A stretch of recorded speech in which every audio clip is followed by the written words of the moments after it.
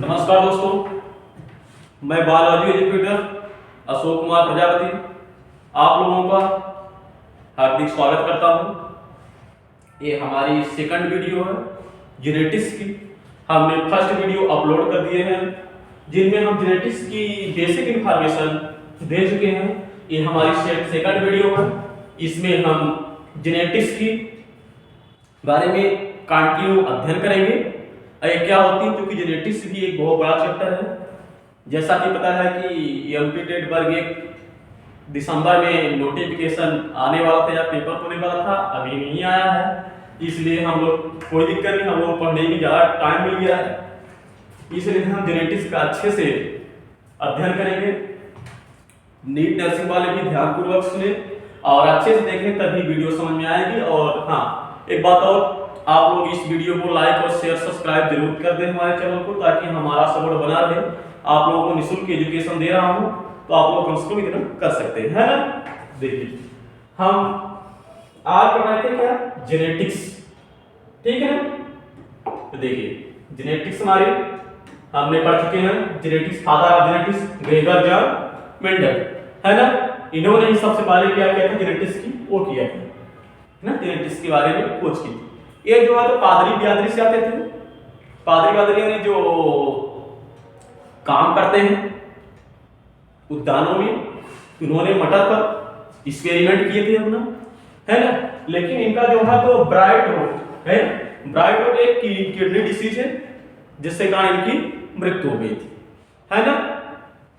फिर जो है तो आगे क्या हुआ, जेनेटिक्स वर्ड। देखिए, जो ग्रेगर जॉन मेंडल थे, इन्होंने जो है तो जेनेटिक्स वर्ड नहीं दिया था। इन्होंने ये क्या बोले थे कि जेनेटिक्स ऐसे कुछ ऐसा शब्द होता है ना, लेकिन कुछ ऐसा मतलब परिवर्तन होता है जो कि दूसरे पीढ़ी में चलता रहा, लेकिन वो जेनेटिक्स वर्ड नहीं दिया था। जेनेटिक्स वर्ड जो है तो हमारे वाटसन साहब दिए थे, है ना, वाटसन ने दिया था। लेकिन मॉडर्न फिर आता है मॉडर्न जेनेटिक्स, है ना। तो मॉडर्न जेनेटिक्स कौन थे, मॉर्गन। लेकिन बेटा कहीं कहीं जो है तो वाटसन भी रहता है। अगर ऑप्शन में वाटसन रहेगा मॉडर्न जेनेटिक्स में, तो आप लोग वाटसन पर क्लिक करिएगा। यदि वाटसन नहीं रहता तो आप मॉर्गन पर क्लिक। इसलिए हमने दोनों लिख दिया है कि मॉडर्न जेनेटिक्स के बारे में कभी कभी ऑप्शन इसमें और आता है, कभी कभी वाटसन दे देता है, कभी कभी मॉर्गन दे देता है, तो दोनों सही है, ठीक है ना। मॉर्गन और हाँ, मॉर्गन और वाटसन दोनों एक साथ नहीं देगा, या कि मॉर्गन देगा कि वाटसन देगा, ठीक है। इस बार निश्चित है। देखिए, अब हम देखेंगे अनुवांशिकी जेनेटिक्स, है ना। जेनेटिक्स की डिफिनेशन देखेंगे, जेनेटिक्स क्या होती है। देखिए, जेनेटिक्स आप लोगों को सुविधा के लिए हम पहले से पीपीटी बना के रखते हैं, ताकि हम कम समय में आप लोगों को ज्यादा जानकारी दे सकें, ठीक है ना। तो जेनेटिक्स ऐसी शाखा जिसमें आनुवंशिकता और विविधता का अध्ययन किया जाता है ना। जेनेटिक्स क्या होती है, एक ऐसी ब्रांच होती है जिसमें हम क्या करते हैं, आनुवंशिकता और विविधता का अध्ययन करते हैं। आनुवंशिकता यानी हेरिडिटी और विविधता मतलब वेरिएशन, है ना। हम देखते हैं जैसे मान लीजिए हमारे माता पिता के लक्षण या कि जितने भी मनुष्य होते हैं, सभी में 90% डीएनए जो होता है, तो 95% एक जैसे रहता है, 5% सबका अलग रहता है ना, ठीक है। क्योंकि है तो हम सब लोग मनुष्य ही हैं, जितने मनुष्य हैं सब में 95% क्या होगा, डीएनए सब में सेम रहेगा, 5% केवल अलग रहता है, ठीक है ना। अब हम देखते हैं विविधता, वेरिएशन क्या है ना। हेरिडिटी आनुवंशिकता और विविधता का इसमें क्या क्या था, आनुवंशिकी में अध्ययन किया जाता है। ये आनुवंशिकी की ब्रांच होती है बहुत सारी, इसके बारे में हम ज्यादा पढ़ाएंगे। तो देखिए, आप क्या लिखते हैं, हेरिडिटी, है ना, इनहेरिटेंस। अब देखिए, ये इनहेरिटेंस क्या होता है, संतति द्वारा पैतृक से लक्षणों को प्राप्त करने की प्रवृत्ति। इनहेरिटेंस वंशागत क्या होती है। देखिए, अब हम आनुवंशिकी जब पढ़ेंगे तो इसके लिए छोटे छोटे टर्म है, तो ये जरूर हमको पता होना चाहिए, तभी हम आगे इसमें डीपली अध्ययन कर पाएंगे। जब हमको यही नहीं पता होगा, है इनहेरिटेंस क्या होता है, हेरिडिटी क्या होता है, तो हम इसके आगे समझ नहीं सकते। इसलिए हम एक एक शब्द को बारीकी से समझते चलेंगे, ठीक है ना। तो इनहेरिटेंस संततियों द्वारा पैतृक से लक्षणों को प्राप्त करने की प्रवृत्ति है। ठीक है ना। अब हम देखेंगे हेरिडिटी। हेरिडिटी क्या है? पैतृक, यानी पेरेंट्स से लक्षणों को अगली पीढ़ी में पहुंचना क्या कहलाता है? हेरिडिटी कहलाता है ना। पेरेंट्स से, है ना, पेरेंट्स से क्या लक्षणों को अगली पीढ़ी में जो है बच्चों में जो पहुंचता है उसे हम क्या कहते हैं? हेरिडिटी कहते हैं। जो हमारे पेरेंट होते हैं उनका लक्षण जो हम लोगों के उसमें जाता है तो उनमें क्या होता है? उसे हेरिडिटी कहते हैं। ठीक है ना, अगली पीढ़ी में पहुंचना। आगे चलते हैं। देखिए एक बात और है, हमारे माता पिता के जो लक्षण होते हैं वो सभी में क्या होते हैं? अलग अलग होते हैं। चाहे हम लोग जितने भाई बहन हो सब 1%, देखिए 99% डीएनए सभी का क्या होता है कि सेम होता है, लेकिन 1% डीएनए अलग होता है। चाहे हमारे भाई बहन ही क्यों हो, सबका डीएनए जो है 1% अलग ही होगा, है ना। तो जीन मेंडल ने बताया कि एक पीढ़ी से दूसरी पीढ़ी में, अब देखिए मेंडल साहब क्या होता है। जीन मेंडल ने बताया कि एक पीढ़ी से दूसरी पीढ़ी के लक्षणों का स्थानांतरण किसी रचना के द्वारा होता है, लेकिन इन्होंने जीन नहीं बताया था। ये क्या क्या किए थे? बताए थे कि एक पीढ़ी से दूसरी पीढ़ी में लक्षणों का क्या होता है? स्थानांतरण होता है ना, किसी रचना के द्वारा होता है ना, लेकिन इन्होंने जीन शब्द नहीं दिया था। ठीक है ना। अब जो है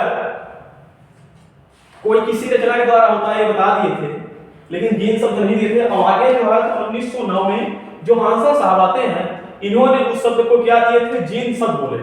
तो किसके द्वारा होता है? जीन के द्वारा होता है।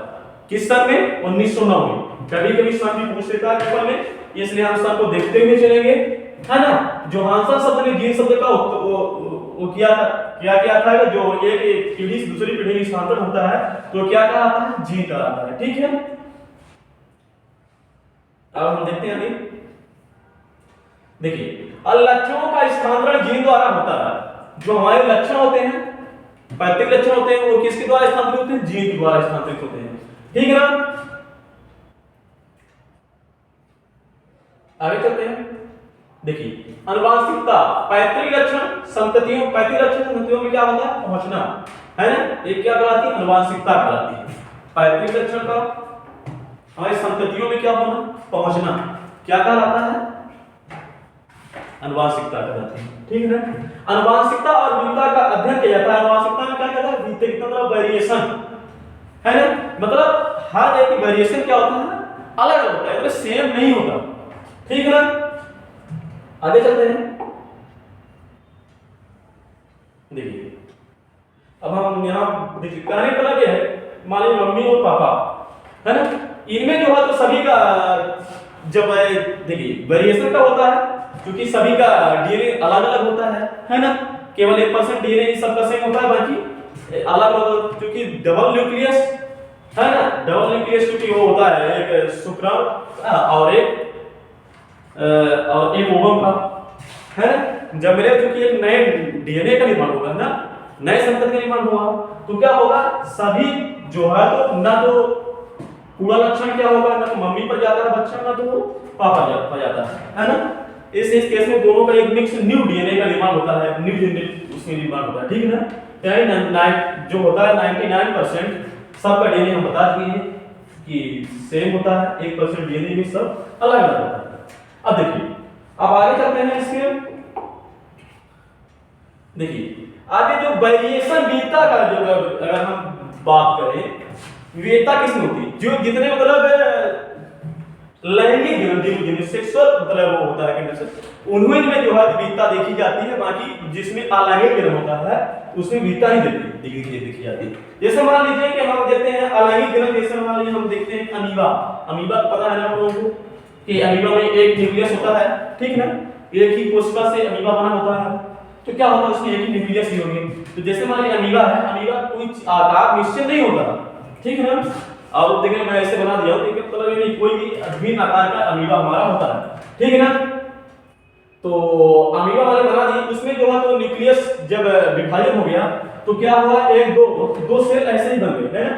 दोनों जब 20 से डिवाइड हो गया तो क्या हो गया, दो दो अमीबा बन गए, तो इसमें क्या हुआ, इसमें विविधता कहाँ दिखेगी, क्योंकि एक ही सेल तो है ना, कहने का मतलब ये है कि हमारी एक ही सेल तो है, ये जो है मान लीजिए किसी तरह से अमीबा, अब एक डिवाइड हो रही है इससे, तो इसमें मान लीजिए दो अमीबे जब बन रहे हैं, अलग अलग हो रहे हैं, तो इसमें क्या, इसमें विविधता कहाँ देखी गई, इसमें जब दो डीएनए क्या है, जब दो डीएनए नहीं थे, अलग अलग नहीं थे, तो एक ही था, है ना, जब एक अलग हो गया तो इसमें विविधता हमको देखने में नहीं मिली, है ना।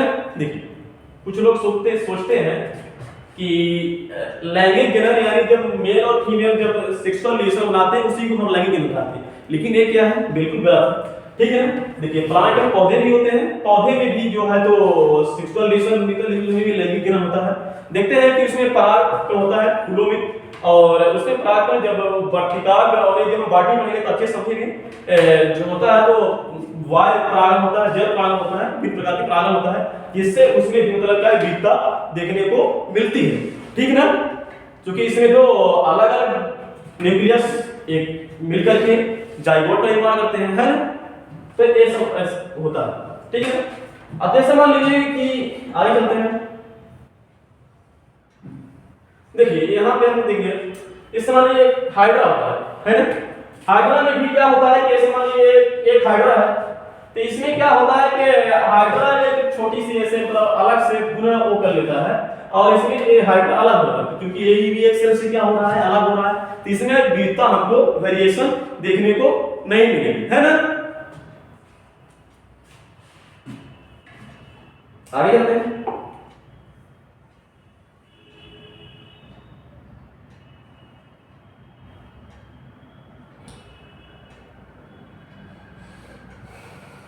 देखिए अब हमारी बनाने वाले हैं कि मान लीजिए कोई व्यक्ति, ठीक है, इसके तो संतानें दो प्रकार से, है ना, तो आप देखे होंगे कि हम लोगों के लिए शादी ब्याह जब होता है तो गोत्र में अपने गोत्र में शादी ब्याह नहीं होता, है ना, ये रेयर केस है, कुछ लोग कर लेते हैं कजन से, लेकिन ये नहीं करना चाहिए, क्योंकि क्या होता है कि हमारी जो अगली जो न्यू वेरिएशन है, जो कि होता क्या है कि इसमें जो है तो आनुवंशिक रोग होने का ज्यादा खतरा आता है ना, इसलिए जो है तो नहीं करते। एक कजन मतलब ये होता है कि सर मान लीजिए कि मामा का लड़का, फूफा का लड़का और बुआ की ऐसे लड़की, यानी जो ब्लड रिलेशन जितने होते हैं उनमें क्या विवाह नहीं करना चाहिए, है ना। तो चूंकि उसमें होता क्या है कि अपने आनुवंशिक रोग होने का खतरा हो जाता है, ठीक है। तो जैसे मान लीजिए कि एक मम्मी पापा है, उनके 4 लड़के हैं, ठीक है ना, तो उनके भी लड़के हैं, उनके लड़के के लड़के हैं, तो यदि मान लीजिए आपस में अगर विवाह करते हैं तो क्या होगा कि इसका मालिक लक्षण है, इसमें मम्मी का लक्षण है, पापा का लक्षण है, इसमें मम्मी का लक्षण है, उनके पापा का लक्षण होगा, ठीक है ना, कजन है मान लीजिए एक प्रकार से, तो क्योंकि इनका भी इनके भी अलग लक्षण होगा, इनके भी अलग लक्षण, सबके पर्सनल डीएनए अलग अलग होगा, तो इसमें क्या वेरिएशन होगा। लेकिन जब इनका मान लीजिए कि ये इन्हीं के लड़के, इनके लड़के ये हैं, इनके लड़के ये हैं, इनके लड़के ये हैं, अब ये आपस में कहने का मतलब ये है तो दोनों सब एक ही है ना, एक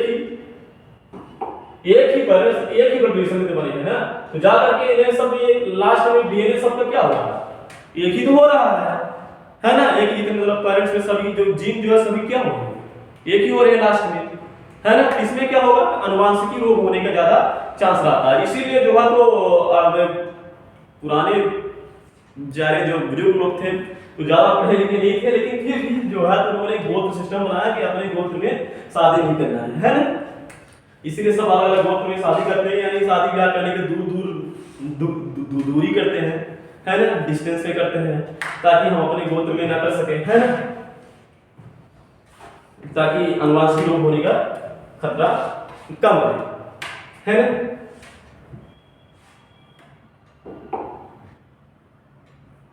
आगे चलते हैं, अब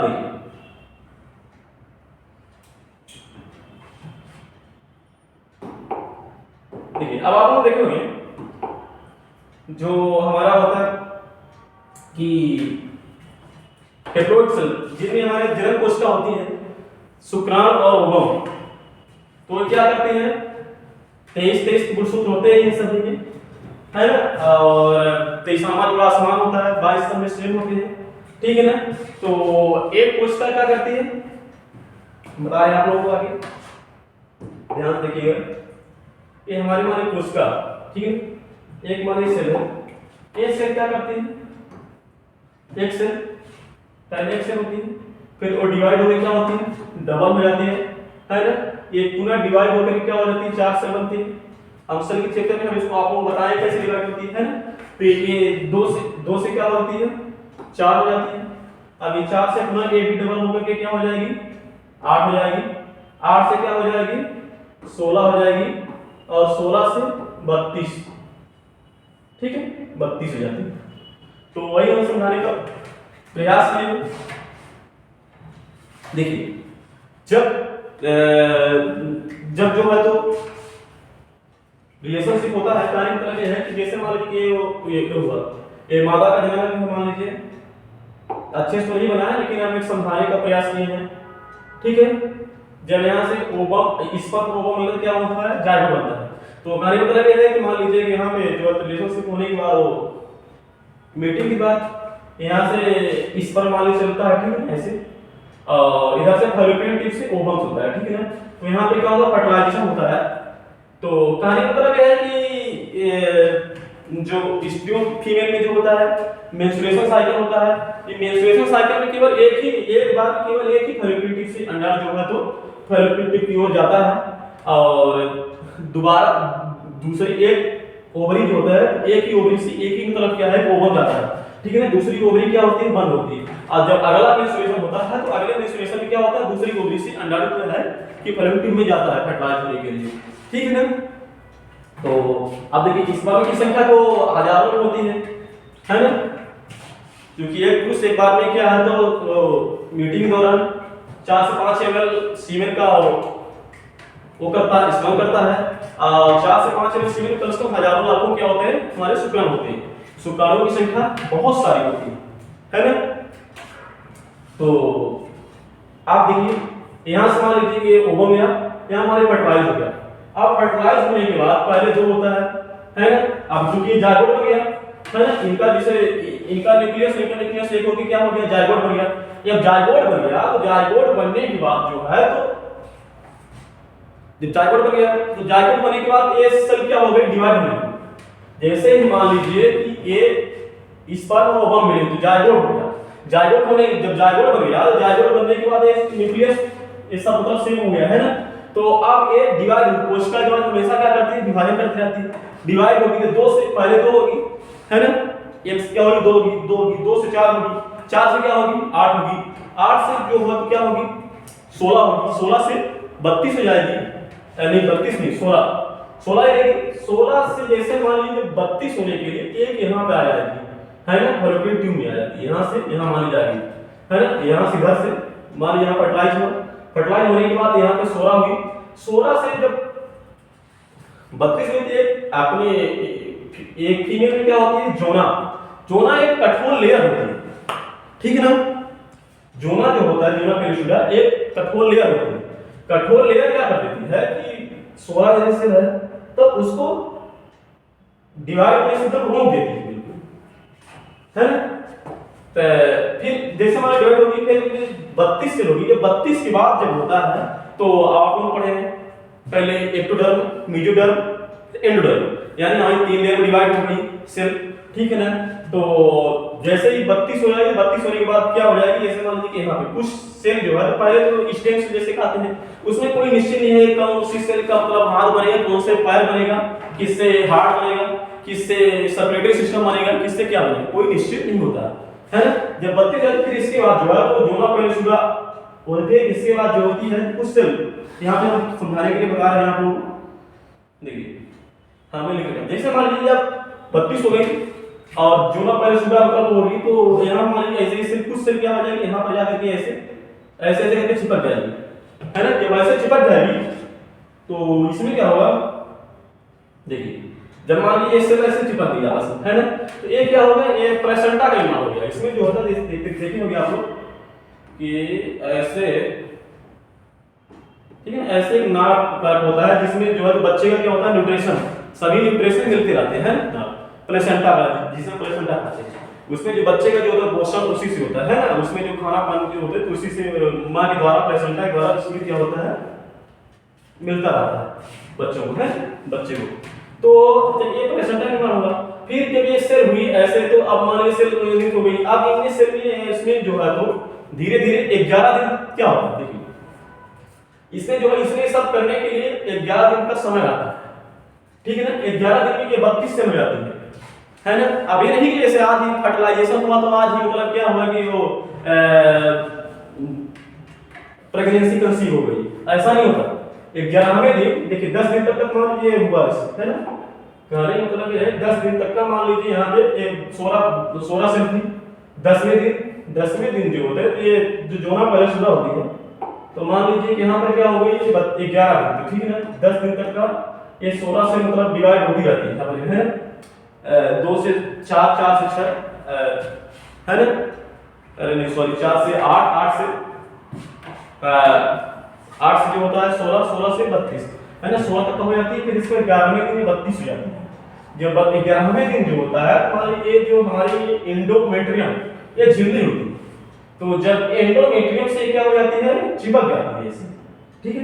ये हमारी एंडोमेट्रियम से झिल्ली है, इसमें क्या हो जाएगी, ये जा करके चिपक जाएगी इसमें, है ना। जब एंडोमेट्रियम से चिपक जाएगी तो क्या होगा, अगले मंथ जो मेंस्ट्रुएशन होता है तो महिला का मेंस्ट्रुएशन जो होता है फीमेल का रुक जाएगा, है ना। मेंस्ट्रुएशन अगले बार नहीं होगा, क्योंकि ये क्या हो जाएगी, यही जो हमारी एंडोमेट्रियम जो लेयर है यही तो होता है। अगले मंथ जो मेंस्ट्रुएशन होगा इसी से यही क्या टूट जाती है। टूटने के बाद ये जो है तो ये ब्लीडिंग के रूप में ये वो होती है। इस बार मान लीजिए इस मंथ जो है तो ए वाली ओवरी से निकल गया, तो अगले मंथ क्या होगा, ए वाली इस वाली ओवरी से जाएगा, है ना। तो जब ये चिपक जाएगा इसमें जा करके तो ये क्या हो जाएगी, कोई मतलब ये वाली अगले मंथ मेंस्ट्रुएशन नहीं होगा, प्रेगनेंसी क्या हो जाएगी, कंसीव हो जाएगी, ठीक है ना। लेकिन कभी-कभी रेयर केस में होता क्या है कि एक चूंकि बहुत ज्यादा उसमें कम वीक टाइप की वो एंडोमेट्रियम मेम्ब्रेन होती है, बहुत वीक होती है, कभी-कभी ये फट जाती है ना। दोबारा जो होता है तो बच्चा कंसीव नहीं होता, है ना, ठीक है। तो अब एक और आप लोगों ने सुने फर्टिलाइज ट्विंस, तो ये क्या होता है, मान लीजिए कि ये जोना परिशुरा है, बता दीजिए आप लोग अगले उसमें, ठीक है।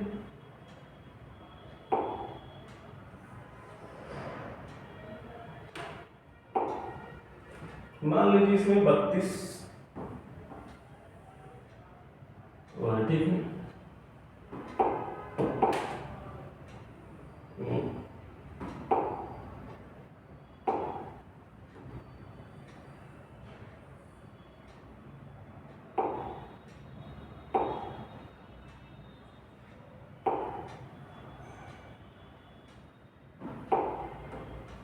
देखिए मान लीजिए 32 हमारी सेल हो गई है, ठीक है ना। 11वां दिन मान लीजिए हो गया, 11वें दिन के बाद जो प्रक्रिया चालू हो रही है उसी में बताने जा रहा हूँ, ठीक है ना, आपको कैसे होता है क्या होता है, ठीक है।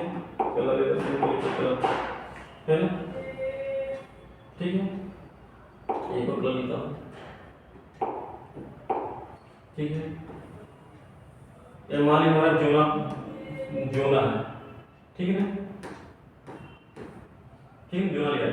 तो कभी कभी होती क्या है कि जोना लेयर इतनी चूंकि मजबूत होती है, तो एक क्या होते हैं इसमें जो कोशिकाएं होती है फर्टिलाइज हो नहीं पाती, मतलब डिवाइड हो नहीं पाती।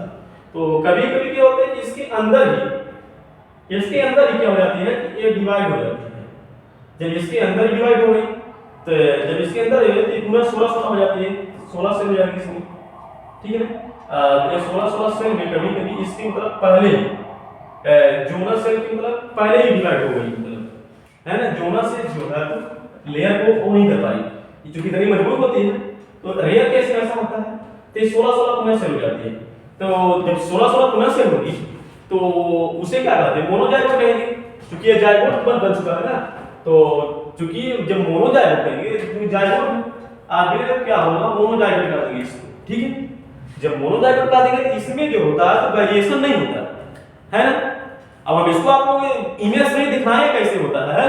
देखिए जब जाइगोट ही क्या होगा कि दोबारा मतलब क्या है कि जो दो बार डिवाइड हो गई तो फिर बाद डिवाइड हो गई थी लास्ट में भले ही इतनी मजबूत होती जोना लेयर, लेकिन क्या होगी वो लास्ट में फटेगी तो उसमें जुड़वा बच्चे हो जाते हैं और दोनों क्या हो जाते हैं सेम हो जाते हैं, क्योंकि दोनों का जो पिता का जो डीएनए है तो एक ही शुक्राणु से एक ही गया है, तो जो कि उसमें कभी कभी सेम है, उसका हेयर भी सेम हो जाता है और पूरे जो भी शरीर है सबके सेम हो जाता है, ठीक है ना।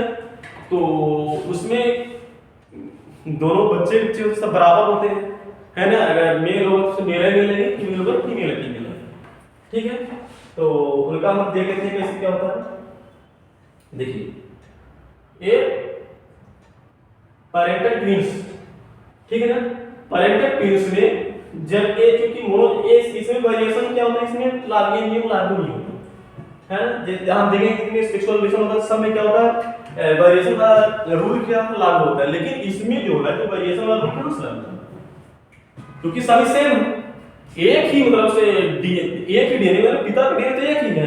अब वो वहां जा करके कोई वेरिएशन हुआ कि ताकि वो जोना सेल जो है उनकी मजबूत होती है वो नहीं फट पाई और उनके पहले ये क्या हो गई डिवाइड हो गई।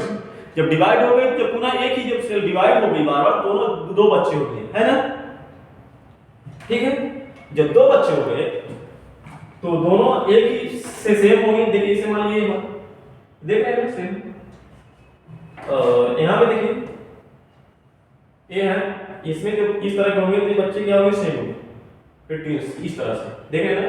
इनका जो हाथ मुंह जो है सब सेम सेम दिख रहा है। व्हाट आर फ्रेटर्नल ट्विंस, ये देख रहे हैं दोनों बच्चों क्या है सेम, ठीक है।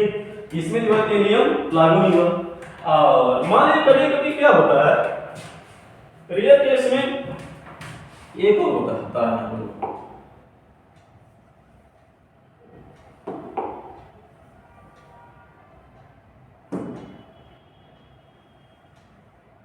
कभी कभी क्या होता है कोई मान लीजिए कि हार्मोनल डिसबैलेंस वगैरह हो तो कभी कभी क्या होगा दोनों ओवरी से जो ओवम है दोनों ओवरी से चले जाएंगे, इस ओवरी से भी आ गया और इस ओवरी से आ गया, ठीक है ना।